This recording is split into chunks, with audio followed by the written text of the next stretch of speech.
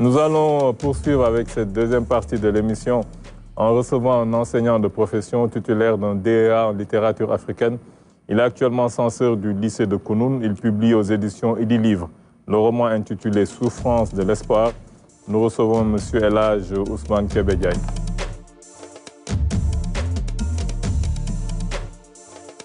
La journée mondiale du théâtre se tient le 27 mars de chaque année.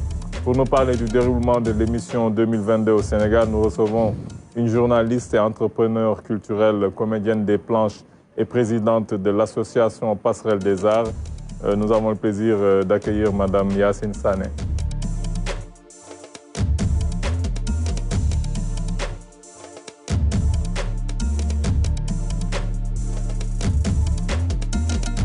Bonsoir madame, bonsoir monsieur. Bonsoir. Nous allons commencer par vous, monsieur Diagne. Donc vous nous présentez ce roman avec, qui s'appelle Souffrance de l'espoir, qui nous narre les péripéties de Safoura, qui est un citoyen de la République du Zongo, qui est un intellectuel universitaire, qui a un engagement je dirais politique dans le sens large du terme, mais pas peut-être un engagement pas politicien, mais assez politique, parce qu'il est dans ce qu'on appelle la société civile, et qui a toujours été quelqu'un de très engagé, depuis qu'il est étudiant, depuis même en étant enseignant. C'est quelqu'un aussi qui, à travers un peu ce roman, nous montre un peu ce qu'il pense de notre société, et vous nous décrivez un peu les travers d'une société qui ressemble beaucoup peut-être à la nôtre, mais qui est la République imaginaire du Zongo. Bonsoir Moussa Ndiaye, vous avez parfaitement raison. Notre roman Souffrance de l'espoir présente Safoura comme étant le personnage principal, un citoyen responsable, un intellectuel très engagé qui se bat pour les ruptures nécessaires au développement. Et tout au fil des pages, nous sentons sa forte conviction pour asseoir les bases d'une société nouvelle, les bases d'une société progressiste. Et si vous lisez le roman, vous allez vous rendre compte effectivement qu'il y a un thème qui a été abordé. Et c'est le thème, effectivement, de l'engagement citoyen. Mais avant cet engagement citoyen, l'auteur pense que les prémices de la souffrance, ou bien des souffrances de l'humanité, résident particulièrement dans l'ignorance des règles de conduite, souvent sociales, morales, mais surtout dans le manque de civisme. C'est pourquoi, à travers le roman, nous avons voulu d'abord montrer que cet effritement des valeurs sociales, civiques, est lié, entre autres, à la propension du paraître au détriment de l'être, mais surtout à une mauvaise utilisation des nouvelles techniques de l'information et de la communication. C'est pourquoi Safoura va se dresser contre cette forme de discours impudique et volcanique qui avilit la dignité humaine, qui remet en question même la cohésion sociale. Et donc, c'est un citoyen responsable qui prône surtout ce qu'il est convenu d'appeler une éducation aux valeurs. Si vous voulez, des principes d'autodiscipline, de civisme, de loyauté, mais surtout d'engagement social pour notre développement. Nous avons constaté, et vous tous, vous êtes témoins, qu'en ces temps qui courent, il y a beaucoup de dérives dans les réseaux sociaux. Et à travers ce roman, Safoura, qui est le personnage principal, va alerter, attirer les attentions sur ces dérives qui peuvent compromettre la stabilité sociale. Nous, on a une Safoura à la RTS, mais c'est une dame. Vous, le Safoura, c'est un homme dans le roman. Pierre, non? Félicitations pour votre roman. Votre roman parle un peu de l'engagement citoyen, vous dites. C'est-à-dire que vous êtes focus sur un engagement politique, mais pas partisan. Le personnage principal, Safoura, est un idéaliste. On rêve d'avoir quelqu'un qui a toutes les valeurs, qui transcende les partis politiques, qui incarne de hautes valeurs pour faire advenir ce pays ou cette nation, en tout cas vers les terres que l'on souhaite, le développement. Et vous le dites à la fin de l'ouvrage. C'est-à-dire, et c'est là que pour moi, d'abord la première question, est-ce que la chute n'est pas brusque? Entretenir la flamme de l'espoir. Je n'ai pas bien vraiment compris la chute. Pour moi, elle n'est pas aussi cohérente qu'elle devait l'être. Ça, c'est ma première question. Il va répondre à ça après. Oui, j'en ai d'autres. Merci, M. Tierno Sia. Tchernonian, mais oui, les six sont mes amis. Pas de souci. Effectivement. M. Tchernonian, je pense que vous l'avez dit, Safoura, c'est un idéaliste, mais c'est quelqu'un également qui se fonde sur les réalités sociales et politiques. Et si vous lisez le roman, vous allez vous rendre compte qu'il y a un thème qui a été abordé. C'est le thème de la souffrance d'abord. On nous dit souvent que tout écrivain peut être de façon consciente ou inconsciente, tout écrivain peut de façon consciente ou bien inconsciente influencé par un autre. Nous avons été particulièrement influencés par Boubacar Boris Diop, l'auteur de Mourambi, le livre des ossements. Vous le citez d'ailleurs. Effectivement. Et Boubacar Boris Diop nous dit que l'Africain qui s'intéresse au génocide rwandais voit les autres lui tendre un miroir pour l'inviter à faire face à ses démons. Donc c'est pourquoi la République de Zongo, dont nous parlons dans notre roman, c'est l'Afrique. L'Afrique avec ses guerres, l'Afrique avec tout simplement ses crises. Et nous pensons que les pires souffrances reposent d'abord sur la guerre, mais également souvent sur la malgouvernance. Donc il faut véritablement qu'il y ait la bonne gouvernance. Et c'est ça le combat de Safoura. Et Safoura a pris conscience qu'il y a beaucoup de problèmes dans l'espace politique qui est pollué souvent par la violence.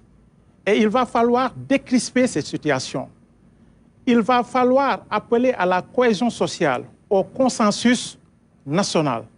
Donc tel est son combat. Et le thème de l'espoir me paraît pertinent dans ce roman parce qu'il nous faut les vertus fondatrices du contrat social de Rousseau, à savoir le sens du dialogue, du compromis et du partage. Et pour ce faire, il faut que les Africains se départissent de cet état de guerre, de cet état tout simplement de souffrance qui appauvrit souvent nos populations. Et la suite me paraît pertinente, et il y a bel et bien le thème de l'espoir, parce qu'évidemment, comme on le dit souvent, écrire, c'est provoquer la prise de conscience.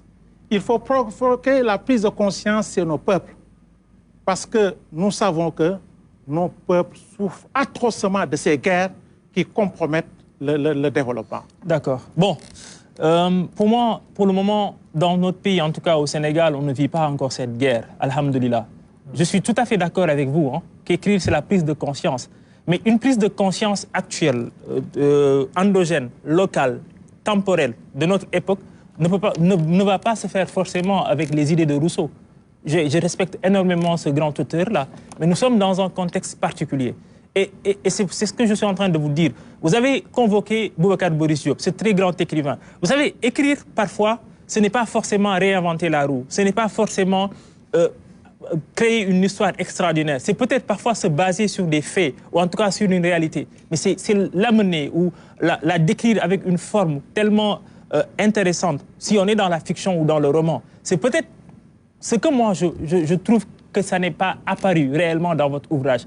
Parfois, on a l'impression que ce que vous nous racontez, c'est du déjà vu, en fait. C'est-à-dire, on est en train de vivre ça. On est en train de vivre. Nous tous, on sait comment se passe le coronavirus. Nous tous, on voit ces guerres-là, etc., etc. En fait, si vous nous invitez à lire votre roman, le roman qui est en voyage, on veut rêver. Vous nous parlez d'espoir, c'est important, c'est fondamental. Je pense que cette jeunesse africaine a besoin de rêver. Mais vous nous parlez de souffrance de l'espoir. Et en même temps, à l'intérieur, vous nous dites que le personnage principal est un idéaliste. Parfois, l'idéal peut-être s'éloigne des souffrances. Mais avant d'aller plus loin, j'ai une autre question que je vais vous poser. Et c'est tout au début de votre ouvrage, à la page 10. C'est-à-dire que quand à un moment vous dites qu'il épousait également la culture occidentale pour s'adapter aux mutations nouvelles qui exigeaient la science et la compétence. Mais la science et la compétence n'émergent pas avec l'Occident. Au contraire, l'Occident est venu puiser sa science ici en Afrique pour s'approprier à un moment cette science-là et nous la revendre. Mais l'Afrique est la terre génésique de l'humanité. L'Occident, au contraire, nous n'avons rien à apprendre de l'Occident. Pourquoi vous nous dites qu'aujourd'hui, il faut s'adapter à la mutation occidentale pour la science? Bon, nous pensons que peut-être vous n'avez pas compris. C'est pourquoi j'explique. Je n'ai pas compris. Non, vous n'avez pas compris peut-être ce passage. Bon, ce que nous voulons dire, et nous l'avons montré, c'est que nous vivons dans un village planétaire où aucune place n'est laissée à l'inertie et à la médiocrité. Et nous sommes profondément des Senghoriens. Oui, Senghor qui pense qu'il faut forcément s'enraciner dans ses propres valeurs culturelles et s'ouvrir aux mutations nouvelles. Donc c'est pourquoi nous souhaitons que les Africains puissent, comme des Lamarantins, boire à nos sources. Et ces sources, c'est la dignité de l'homme noir, comme Safoura, qui malgré les difficultés de la vie, qui malgré les lambris dorés du pouvoir, veut rester lui-même. Parce qu'il a pris conscience qu'il nous faut une jeunesse responsable, qu'il faut promouvoir le patriotisme, qu'il faut la construction, surtout citoyenne, la construction patriotique. Et tout son combat a été axé donc, sur une volonté de sensibiliser, de conscientiser le peuple africain, si vous voulez même, le peuple sénégalais. Absolument. Je suis d'accord avec vous. Pour moi, ce que vous dites, c'est bien. Ce sont des principes. Mais entendons-nous très bien. Même si Senghor dit ça, et c'est très bien, ces principes-là, je veux dire, président à l'accession au pouvoir de Senghor. C'est-à-dire que depuis très longtemps, l'Afrique déjà était ouverte au monde et prenait même l'initiative. C'est ce que je suis en train de vous dire. Maintenant, je suis tout à fait d'accord, il faut s'enraciner, il faut vraiment épouser les occurrences locales avant de s'ouvrir au monde. Mais ça n'émerge avec aucun penseur occidental ou tout cela. C'est déjà présent. Mais bon, c'est un autre débat. La dernière question peut-être que je vais vous poser, c'est à la page 41.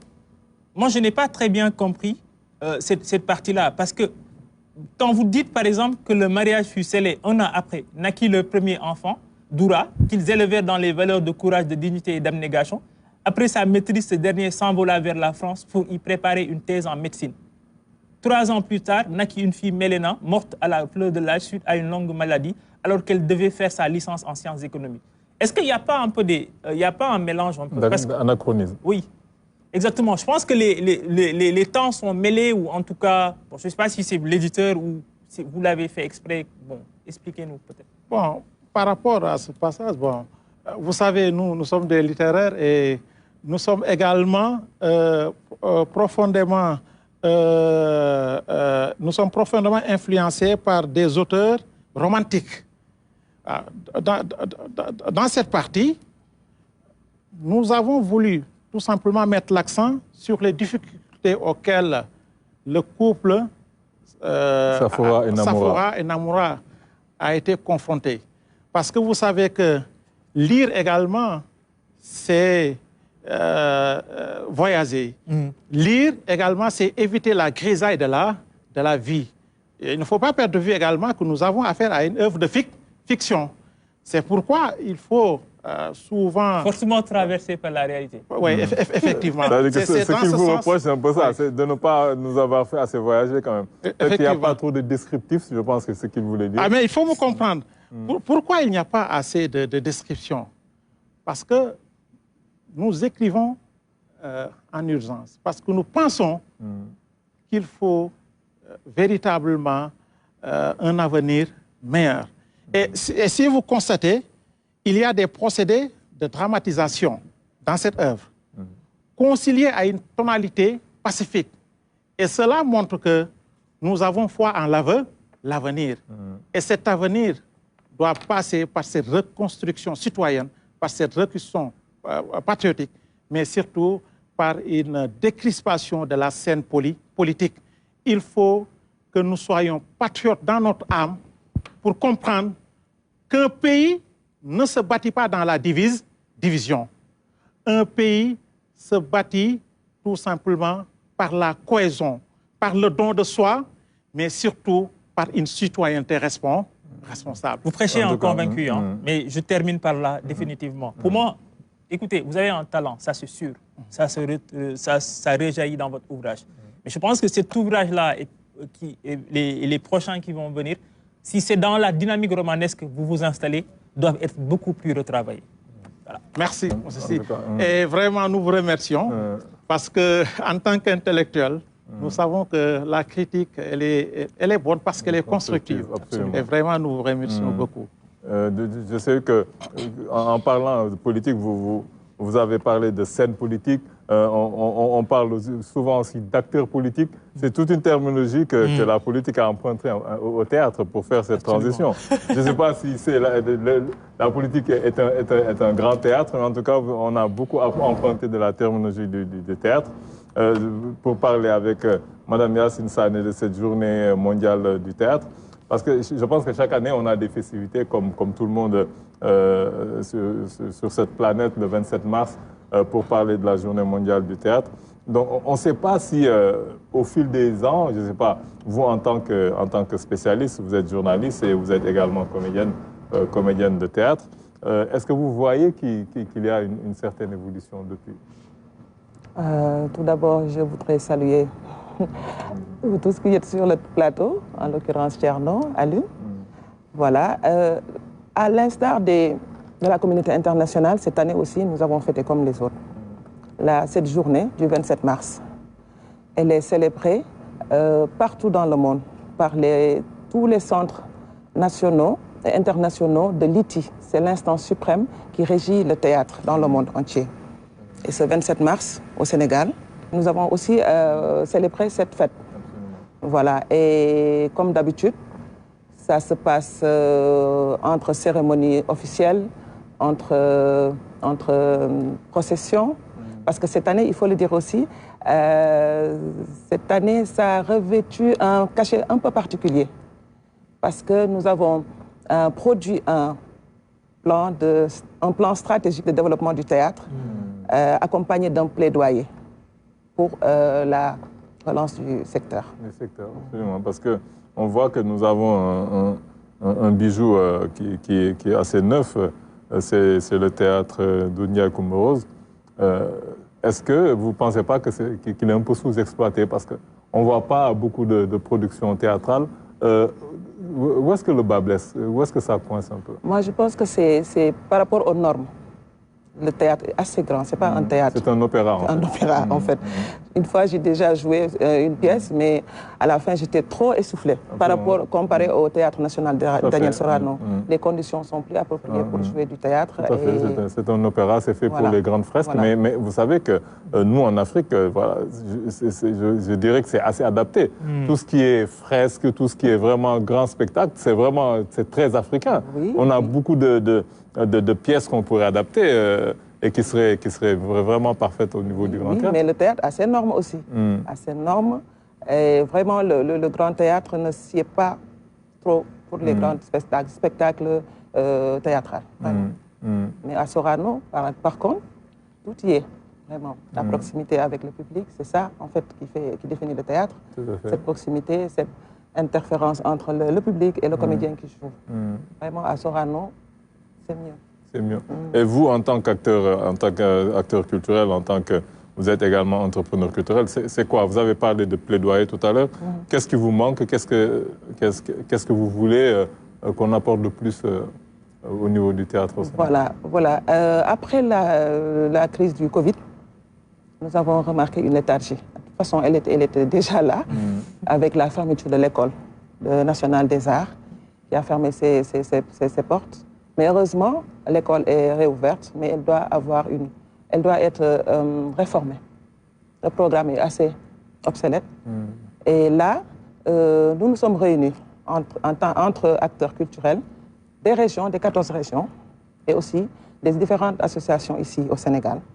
Nous sommes réunis au Lac Rose du 30 juin au 2 juillet. Nous avons réfléchi sur comment développer le théâtre. Et nous avons élaboré un document qu'on a remis au ministère de la Culture par le biais de la DA, la Direction des Arts, Mme Khoudia Diagne. Et le 23 passé, 3 jours juste avant la Journée mondiale du théâtre, ce document a été validé. Il a été validé et nous l'avons soumis aux autorités. Le même jour, du 27 mars. Ce plan, c'est notre outil. C'est notre interlocuteur vis-à-vis des autorités étatiques pour le développement. Tout y est. Absolument. Cet outil prend en compte toutes les préoccupations du secteur, vraiment. Toutes les formes de théâtre, le comédien, les préoccupations du comédien, où qu'il soit dans le pays, où qu'il soit, et quelle forme de théâtre qu'il fait. Le théâtre conventionnel, le théâtre forum ou le théâtre populaire. Tout est pris en compte dans ce plan. Et nous osons espérer que ça va marcher. On espère aussi, Thierno. Moi, j'aimerais rendre hommage à cette grande dame parce qu'elle fait de très belles choses dans l'art. Je suis un très grand fan. Et on la voit aujourd'hui évoluer. Au départ, sa formation, c'est peut-être une formation théâtrale, mais aujourd'hui, elle s'est adaptée au cinéma. On la voit apparaître dans plusieurs pièces, ou en tout cas dans des séries. Je pense que c'est une très bonne chose. Alors, moi, j'ai vraiment la nostalgie de ces époques où, à la télé, en tout cas à la télévision, on nous montrait le théâtre les mardis soirs, ou en tout cas où on allait au théâtre derrière Sorano, assister à... Le mardi soir, c'était le théâtre en France, au théâtre ce soir. Au théâtre de ça, oui. Je pense que tu étais trop jeune pour regarder. Ouais, mais j'ai regardé, arrête ça. J'ai regardé Diamonété, j'ai regardé la troupe d'Arey Coach, etc. Pape Dembandia. Écoutez, très tôt, je me suis intéressé à ça, pour plusieurs raisons. Donc, je dis que, voilà, mais c'est surtout aller à Sorano pour regarder ces pièces théâtrales-là. Et à un moment, on a une rupture. On ne voit plus ces prestations-là, on ne voit plus ces scènes.